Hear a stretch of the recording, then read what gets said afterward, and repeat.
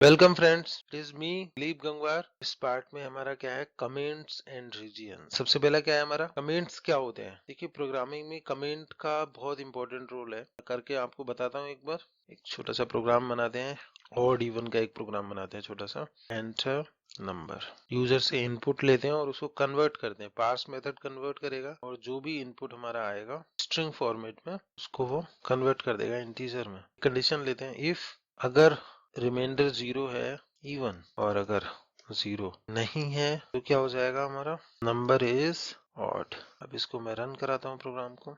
मैंने डाल दिया 9, तो क्या बोल रहा है, नंबर इज ऑड। ओके, ये तो एक नॉर्मल बात हो गई। कमेंट का यूज करते हैं इसके अंदर। एक नंबर हम मॉडुलस चेक कर रहे हैं, तो इसके बारे में मैं कुछ लिखना चाहता हूँ, तो मैं यहाँ पे डबल स्लैश है वो लगा देंगे और यहाँ पे उसके बारे में लिख देंगे जो हम करना चाह रहे हैं, चेकिंग रिमाइंडर। ऐसे करके हम कमेंट करते हैं। देखिए, सी शार्प हमारा जो कंपाइलर है that ignores the comment. Means comment line जो है आपकी, इस पूरी लाइन आगे आप कितना भी लिखेंगे इस लाइन में, ये पूरी लाइन इग्नोर कर देगा सी शार्प कंपाइलर, इसको रीड नहीं करेगा। वो कमेंट सिर्फ हमारे दूसरे प्रोग्रामर्स के लिए समझने के लिए। हम कहीं पे प्रोग्राम बना रहे हैं, उसके बाद दूसरे हमारे जो कलीग्स हैं उनको आराम से समझ में आएगा इस लाइन में हम क्या करना चाहते थे। कई बार कुछ कॉम्प्लेक्स सिचुएशंस होती हैं, कॉम्प्लेक्स चीजें होती हैं, उसके बारे में हम लिख देते हैं तो हमें भी याद रह जाता है। हम आज कुछ प्रोग्राम बना रहे हैं और हमें ध्यान रखना है कि हम आज ये कर रहे थे, कल हम भूल ना जाए, तो हम उसलिए कमेंट उसके आगे लगा देते हैं। कोई कोड अगर कुछ गलत हो जाता है, उसमें कुछ एरर आ रही है, तो हम उसे कमेंट कर देते हैं। कमेंट आप डायरेक्टली डबल स्लैश लगा के भी कर सकते हैं, पूरा सिलेक्ट करके यहाँ पे भी क्लिक कर सकते हैं। ये दूसरा ऑप्शन है। कंट्रोल ई और सी लगाएंगे, कंट्रोल ई और यू कर देंगे तो कमेंट हट जाएगा। तो इस तरीके से हम सिंगल लाइन कमेंट करते हैं। बस कमेंट आप फालतू में ना करें, जिससे मतलब प्रोग्राम फालतू ज्यादा लेंथी सा लगे। उसमें लिख दिया टेकिंग इनपुट, तो इससे क्या है, मतलब काफी रीडेबल रहेगा प्रोग्राम हमारा। क्योंकि प्रोग्रामिंग जो चीज होती है वो थोड़ी सी कॉम्प्लिकेटेड से दिखती है, तो इससे बहुत रीडेबल रहेगा और समझ में आएगा आसानी से। ठीक है, तो ये है सिंगल लाइन कमेंट। और इंपॉर्टेंस ऑफ कमेंट्स मैंने बताई आपको कि दूसरे हमारे जो कलीग्स हैं उनको समझने के लिए, और हमें भी खुद। सिंगल लाइन कमेंट हो गया, फिर उसके बाद है मल्टी लाइन कमेंट कैसे होंगे। अगर हम बहुत सारी लाइनों को एक साथ, मान लीजिए तीनों लाइनें हैं, इनको मैं कमेंट करना चाहता हूँ, तो इन तीनों लाइनों को कमेंट करने के लिए मल्टी लाइन कमेंट यूज कर सकते हैं। स्लैश और एस्टेरिस्क का साइन लगाएंगे और जहां तक कमेंट करना है, देखिए पूरा आगे का कमेंट हो गया है।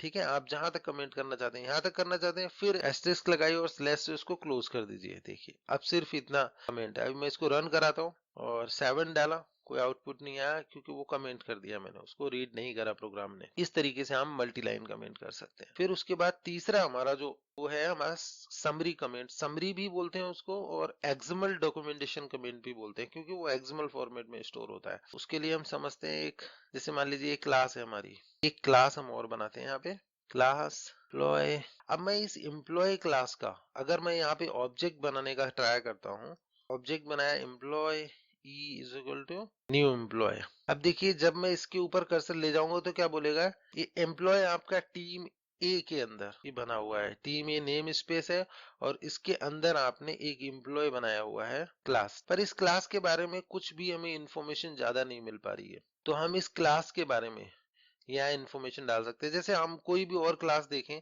ये देखिए कंसोल क्लास के ऊपर जब हम ले जाएंगे तो पूरी इंफॉर्मेशन लिखी हुई है कमेंट के जैसे ही। इससे क्या होता है, प्रोग्रामर्स को आसानी से समझ में आता है कि हम जो क्लास यूज कर रहे हैं ह्यूमन रीडेबल, आराम से समझ में आता है कि क्लास किस लिए बनाई हुई है, इसका काम क्या है। इसलिए हम क्या करेंगे, इस क्लास के ऊपर भी इसके बारे में हम ऐसी थ्योरी डालते हैं जैसे वो कर रहे हैं।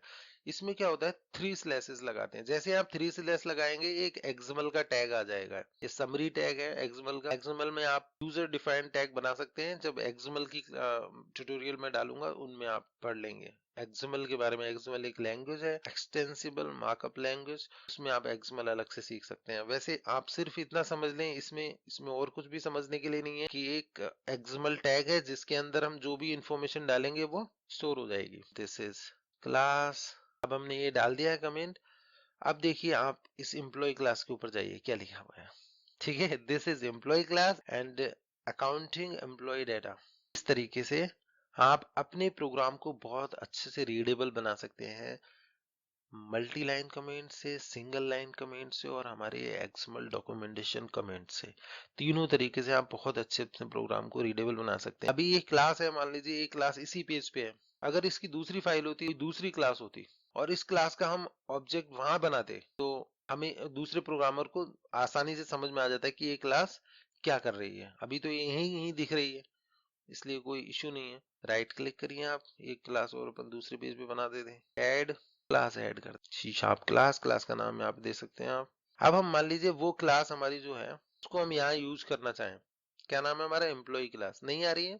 एम्प्लॉय क्लास का एक्सेस करने के लिए हमें क्या करना होगा, जैसे हमें कंसोल क्लास यूज करनी है तो हम कैसे यूज करते हैं, सिस्टम नेम स्पेस है डॉट कंसोल, सर्टिफाइड नेम है ये बिल्कुल, कंसोल डॉट राइट लाइन ऐसे करके आप यूज करते हैं। ऐसे ही हमारी क्लास है, टीम एक क्लास है डॉट एम्प्लॉय और उसके बाद इसका ऑब्जेक्ट बना रहे हैं हम। अब देखिए आप इसमें जब employee, this is employee class, कितना रीडेबल है, ठीक है। इस तरीके से आप कमेंट्स को यूज कर सकते हैं। नेक्स्ट जो टॉपिक है वो है रीजियंस। रीजियंस भी बहुत इंपॉर्टेंट है हमारे डेटा को जैसे कि रीडेबल बनाने के लिए। सारी चीजें कमेंट्स और रीजियंस, सारे कमेंट्स और रीजियंस इसीलिए हमारे डेटा को बहुत वेल ऑर्गेनाइज्ड रखने के लिए और अच्छे से रीडेबल बनाने के लिए प्रोग्रामर्स के लिए।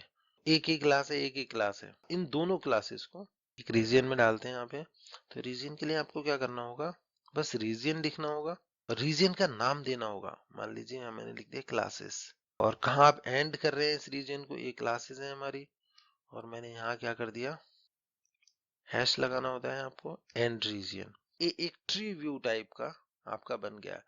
जैसे इसको कोलैप्स कर दिया, देखिए क्लासेस आ गई। आप और कोई चीज बनाते हैं, जैसे मान लीजिए अब इस क्लास के अंदर है हमारे, फंक्शन बना लेता हूं मैं, टेस्ट टेस्ट 2 अकाउंट 1, रियलिस्टिक तरीके से बस आपको समझा रहा हूँ। अब मान लीजिए मैं टेस्टिंग वाले जितने फंक्शंस हैं उनको एक रीजन में डालना चाहता हूँ, तो यहाँ पे क्या करूंगा मैं, बस रीजन लिखूंगा मैं। रीजन का नाम दे दिया मैंने यहाँ पे टेस्टिंग।